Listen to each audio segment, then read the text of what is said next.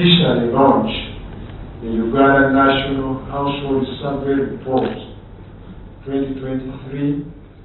Ekitongole kivunaanyizibwa ku bibalo mu ggwanga ki Uganda Bureau of Statistics UBOS kifulumiza alipoota ku mbeera z'abantu bweyimiridde mu ggwanga.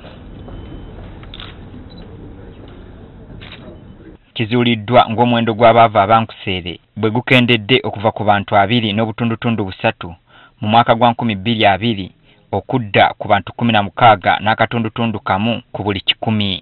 Abali wansi w'okufuna doole mu buli lunaku bongedde okukendeera nga kati bwe twogerera abantu ab'ekikulu ekyo balinga obukadde 7 bokka. Alipoota era eraga ebitundu by'eggwanga ebisinga obwavu ng'ekikulembedde kye ky'Ekalamojja n'ebitundu 74.2 ku buli 100 ne kuddako Bukeddi n'ebitundu 29 n'obutundutundu 9, Teso n'eddako n'ebitundu 29 8 ne kuddako West Nile n'ebitundu 21 n'obutundutundu 2, Acholi n'eddako n'ebitundu 2 n'obutundutundu 5, nga Busoga eri mu kyokutaano n'ebitundu 18 n'obutundutundu 9. Bano boogedde ensonga lwaki embeera eno ekyali bweti. Kwegamba bakolera olubuto lwokka nga baaveeyo waggulu okuveeyo ku 39%.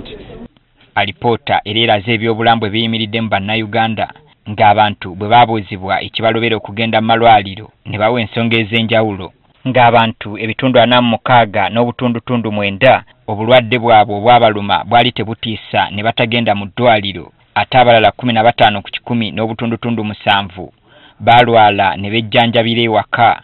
Abantu ebitundu 10 n'akatundu kamu bo tebaagenda mu ddwaliro olw'obutaba na ssente, ate ebitundu 9 n'obutundutundu 8 amalwaliro g'abali wala ne batasobola kugendayo, ng'ebitundu 8 n'obutundutundu 2 bo obulwadde bwe baabakwata baasalawo kwejjanjabira waka, ate byo ebitundu 5 bigamba ebibigaana okugenda mu ddwaliro tebeerayo ddagala.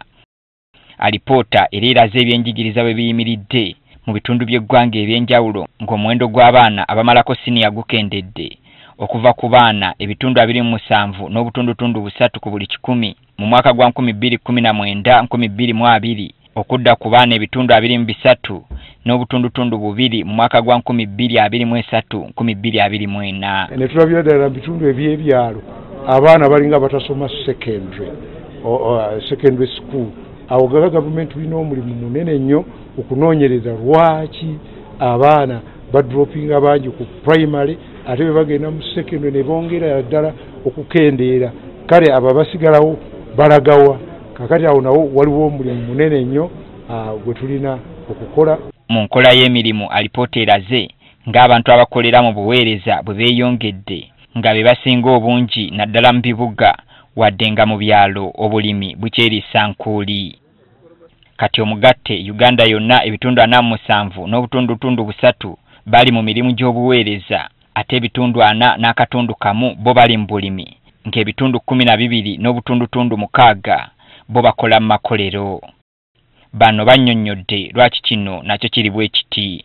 Kakati twetaaga okulaba tukozesezza tutya Katonda obutonde bwe yatuwa mu ttaka, embeera y'obudde, okulaba nti tukola mu agriculture abantu bangi basobole okufuna emirimu. Tetunnakola bulungi kimala, ate era n'ebyo bye tuproducinga tetunnabiprocessinga kimala.